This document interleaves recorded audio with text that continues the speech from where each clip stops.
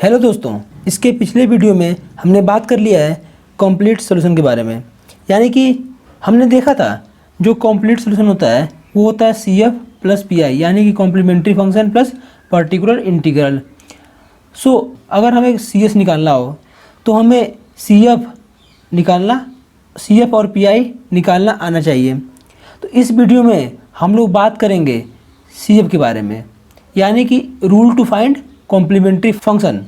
सो consider करते हैं higher order linear differential equation n-2y by dx n-2 plus dy by dx plus y equal to 0। हमने consider किया है linear differential equation. अगर हम इस जनरल डिफरेंशियल इक्वेशन की बात करें, इसका कॉम्प्लीमेंट्री सॉल्यूशन निकालने के लिए हम लोग कुछ स्टेप्स फॉलो करते हैं। उसका पहला स्टेप होगा स्टेप 1, LDE को हम कन्वर्ट करेंगे सिंबॉलिक फॉर्म में। अब बात आती है सिंबॉलिक फॉर्म की। सो सिंबॉलिक फॉर्म समझने के लिए हम लोग बात करते हैं ऑपरेटर डी की। ऑपरेटर डी, अगर हम बात करें एक क्वांटिटी dy बाई dx की, इसको हम लिख सकते हैं dy, अगर d को हम बोल दें d बाई dx। अगर लिखा हो d square Y by dx square, इसको हम लिख सकते हैं d स्क्वायर वाई, बस d बाई dx को हम बोल दें d।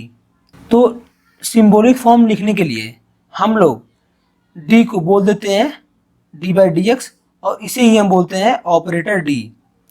और ये बोलने के बाद यानी कि फर्स्ट डेरिवेटिव को dy, अगर सेकेंड डेरिवेटिव हो तो d स्क्वायर वाई, अगर यहाँ पे थर्ड डेरिवेटिव होता तो हम बोलते हैं d क्यूब y। अगर dy बाई dt दिया हो तो इसको हम लोग dy ही लिखेंगे, बशर्ते यहाँ जो d होगा वो होगा d बाई dt।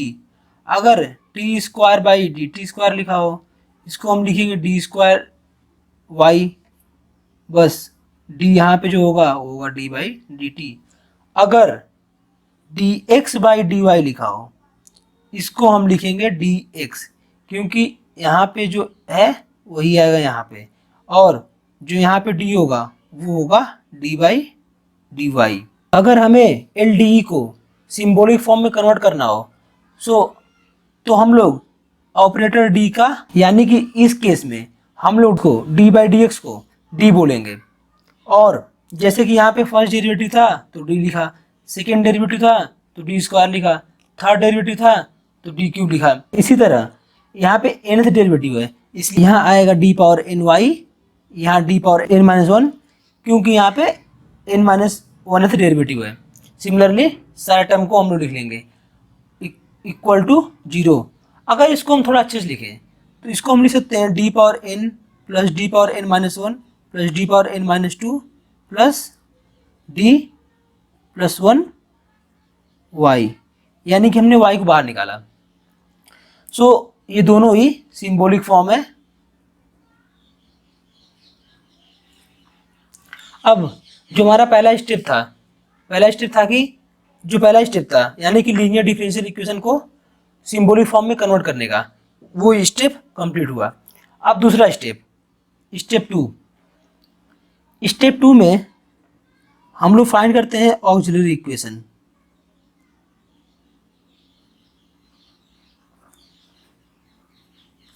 तो दोस्तों, ऑक्सिलरी इक्वेशन फाइंड करने के लिए ज़्यादा कुछ नहीं, बस जो हमारे पास सिंबॉलिक डिफरेंशियल इक्वेशन थी, इसमें जो सिंबॉलिक कोफिशिएंट है उसको अगर हम इक्वेट कर दे 0 से तो वही हमारा ऑक्सिलरी इक्वेशन कहलाता है।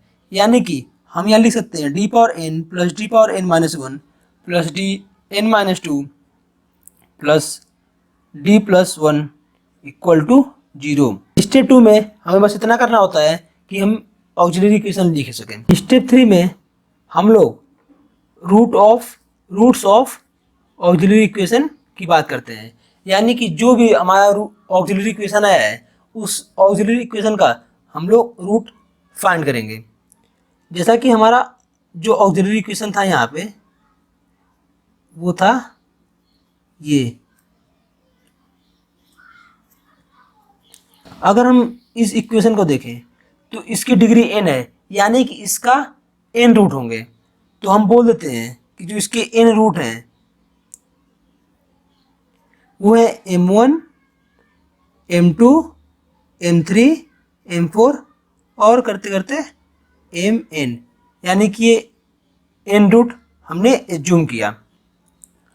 स्टेप 3 में हमें बस रूट फाइंड करना होता है।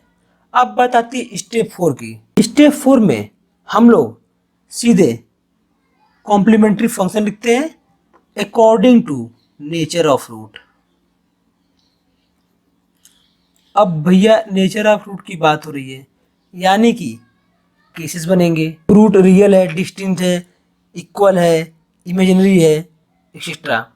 तो इस कॉम्प्लीमेंट्री फंक्शन निकालने के लिए जो रूट के केस बनते हैं वो होते हैं 4। सो एक एक करके बात करते हैं। If all roots be real and distinct, सारे रूट यानी कि m1, m2, m3, m1, m2, m3, m4 करते करते पूरा mn, सारे रूट रियल और डिस्टिंक्ट हैं। सो इस केस में हम लोग का जो CF आता है, यानी कि हम लोग जो CF लिखते हैं वो होता है YCF equal to e power m1x into constant C1। Similarly ये तो हुआ पहले रूट के लिए, सिमिलरली दूसरे रूट के लिए होगा C2 e पावर m2x और तीसरे रूट के लिए होगा C3 e पावर m3x और चौथे रूट के लिए भी सिमिलरली इसी तरह m पावर 4x और सारे रूट के लिए ऐसे करते करते n e पावर mnx, यानी कि सारे रूट के लिए हम लोग ऐसे लिखते हैं। हमारे इक्वेशन में जो हमने लीनियर डिफरेंशियल इक्वेशन एज्यूम की थी उसमें डिपेंडेंट वेरिएबल था y और उसके डेरिवेटिव कुछ ऐसे थे dy by d x, d square Y by d x square and so on. So दोस्तों हमारा डिपेंडेंट वेरिएबल y था, इसलिए हम लोग यहाँ लिखेंगे YCF और हम लोग इसको डिफरेंशिएट कर रहे हैं x के रिस्पेक्ट में, इसलिए यहाँ आएगा x। अगर सपोज हम लोगों का जो डिफरेंशियल इक्वेशन में dy बाई डी टी होता, मतलब डिपेंडेंट वेरिएबल y होता है लेकिन हम लोग डिफरेंशिएट कर रहे होते हैं t के रिस्पेक्ट में, तो यहाँ पे हम लोग YCF लिखते हैं C1 type e power m1 t, यहाँ x की जगह पे t होता, plus C2 e power m2 t and so on. अगर हमारा डिपेंडेंट वेरिएबल होता है x और हम लोग डिफरेंशिएट कर रहे होते हैं y के रिस्पेक्ट में, इस केस में हम लोग इसको XCF लिखेंगे क्योंकि डिपेंडेंट वेरिएबल हमारा x है, इसलिए यहाँ पे होगा XCF और हम लोग डिफरेंशिएट कर रहे हैं y के रिस्पेक्ट में, इसलिए जो यहाँ पे वेरिएबल होगा वो होगा y। ये कुछ जनरल बातें हैं, इसका केस से रिलेशन कुछ है नहीं, लेकिन ये क्वेश्चन सॉल्व करते समय ध्यान में रखने वाली बात होती है। Case 2, if two roots are equal, हमने बोल दिया m1 इक्वल टू m2, यानी कि जो हमारे पास n रूट थे उसमें से 2 रूट इक्वल हो गए, यानी कि जो बाकी रूट हैं वो रियल और डिस्टिंक्ट हैं। ये इस केस में वो चीज़ बात लिखी नहीं है लेकिन हमें एज्यूम करना होगा, यानी कि m1 इक्वल टू m2 और जो बाकी m3 m4 n रूट हैं उसको हम लोग रियल और डिस्टिंक्ट मान रहे हैं। तो इस केस में हम लोग लिखेंगे YCF equal to C1 plus C2 x e power m1x plus, यानी कि जो 2 इक्वल रूट थे उनके लिए e की पावर m1x के साथ C1 प्लस C2 मल्टीप्लाई करेंगे। अब यहाँ पे m1 हो चाहे m2 को बात एक ही है क्योंकि दोनों इक्वल हैं, यानी कि एक तरह से समझे कि जो ये दोनों हैं वो दोनों मिलके ये बन जाते हैं।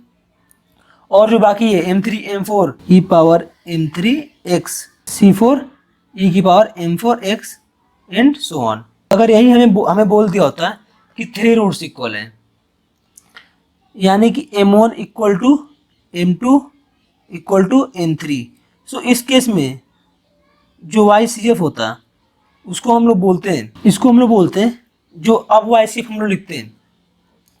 अब जो हमारा YCF होगा वो होगा C1 plus C2 x plus C3 x square e power m1 x plus C4 e power m4 x, यानी कि जो हमें कंडीशन दी है इक्वल वाली, 3 इक्वल वाली, उसके लिए तो ये चीज़ आएगा। बाकी जैसा रूट होगा वैसा हम लोग करेंगे। जैसे कि कभी कभी क्या होगा कि 3 रूट आएंगे और तीनों इक्वल होंगे, तो हमारा सिर्फ आंसर इतना होगा। सो ये रहा केस 2। अब बात करते हैं केस 3 की। केस 3 में ये है if a pair of root be imaginary, यानी कि जो हमारे पास n रूट थे m1 m2 m3 m4 और mn, जो हमारे पास n रूट थे m1 m2 m3 करते करते mn तक, उसमें से एक पेयर यानी कि दो रूट इमेजिनरी नंबर का पेयर हो।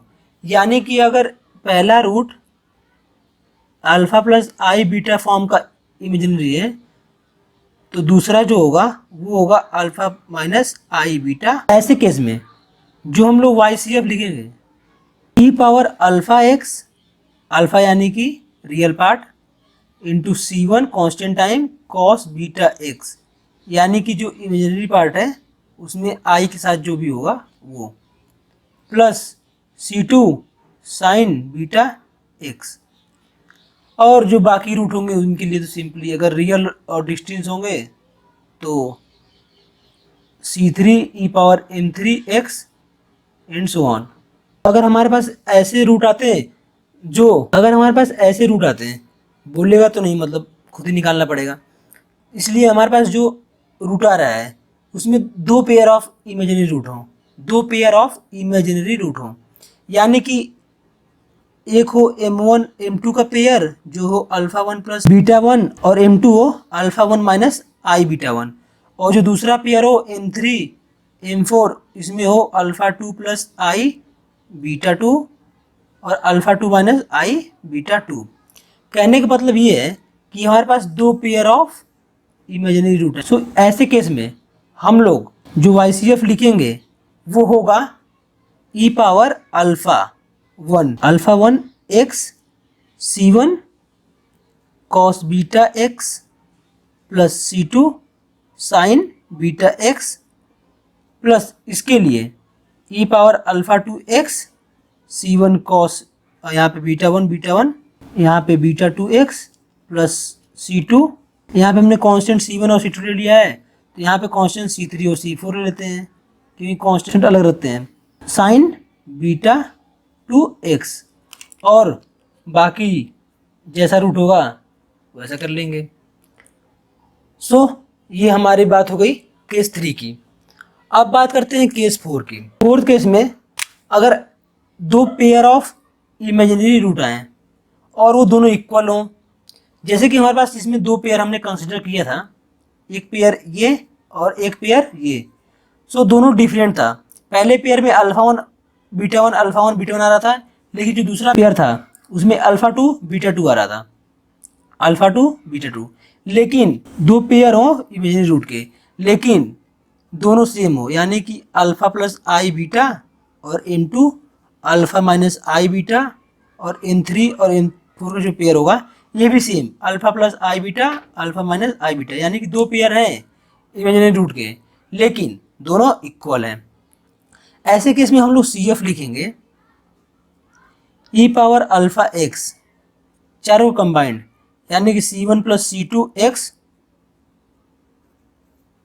Cos beta x plus C1 plus यहाँ कॉन्स्टेंट C3 C4 कर देते हैं C4 x sign beta x, और जो बाकी रूट होंगे उसका उसके अकॉर्डिंग करेंगे। अगर रियल और डिस्टेंस होगा तो वही simply C5 e power m5x and so on. अगर हमारे पास ऐसे रूट आते हैं जिसमें 3 पेयर ऑफ इमेजिनरी रूट होता है और तीनों पेयर इक्वल भी होते हैं, तो यहाँ पे बस जहाँ पे ये जो लीनियर आया है यहाँ पे क्वाड्रेटिक होता है, यानी कि C1 plus C2x plus C3x square, और यहाँ पे C4 plus C5x plus C6x square. ये रहा केस 4, और यही इसी के साथ हमारा सारे केसेस कंप्लीट होते हैं। इस प्लेलिस्ट में आगे जो वीडियोस आएंगी उसमें हर एक केस के क्वेश्चन और मिक्स्ड केस के भी क्वेश्चन होंगे, सो वो क्वेश्चन वाली वीडियो जरूर देखें ताकि इस कॉन्सेप्ट में स्ट्रेंथ आ सके। Thank you.